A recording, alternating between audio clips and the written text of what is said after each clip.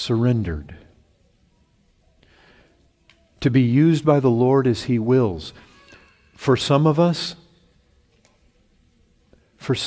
it may mean, Lord, I surrender. I will go to Lebanon. And for somebody else, it will mean, Lord, I surrender. I will not continue to hold on to this desire to go to Lebanon.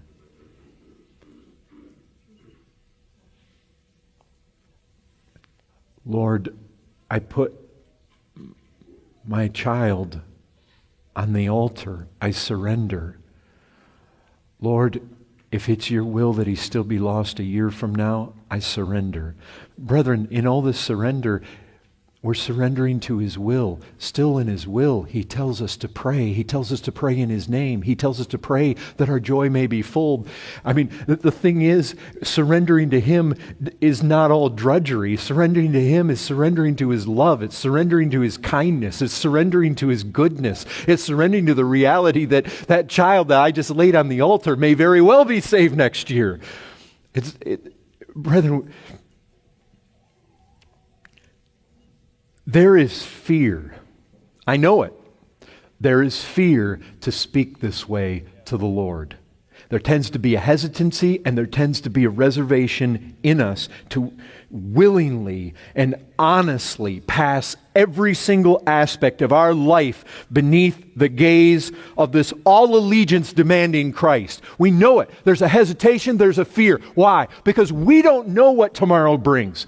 We don't know what He may put us through. That's why we hesitate. Because when we put it all on the altar, you know what? When you put Isaac on the altar, He may demand Isaac. And you put it all out there, and we're afraid. We're often afraid. We have these fears that, what if He takes away that thing that I just feel like I need? And I know that there's fears because I know you, I know me.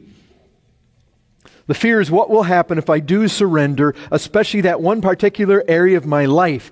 We fear, we hesitate, we get nervous. What will He require? He always requires things of us that we don't want to give up.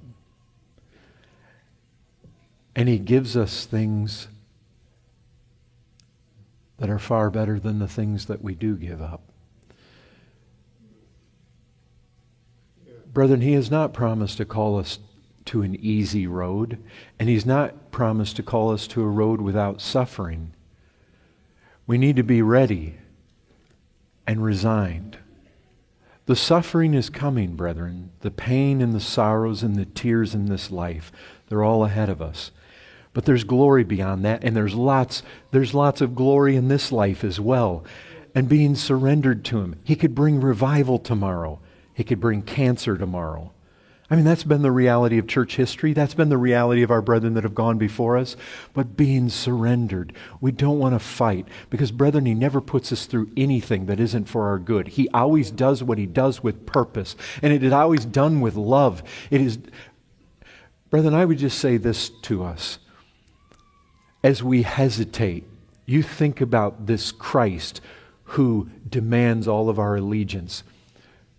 Has He not led you in the best possible way? Has He not been kind to you? We heard about His providences.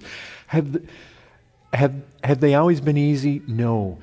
But brethren, do we not have a promise in Scripture that they're all being worked out for our good? Do we not have the promise that as the Father loved Christ, He says, so I love you? Did He not tell us that He came to give us life more abundantly? You see, these things we hold on to. We get this idea that I have to protect this because, Lord, the truth is, I just really believe that I know how better to handle this thing than you do, because I really think that if something happens to this over here, that I'm not going to be able to be happy and satisfied and content any longer. And I'm just really nervous about surrendering this thing to you because you might come in and do something that I don't want you to do.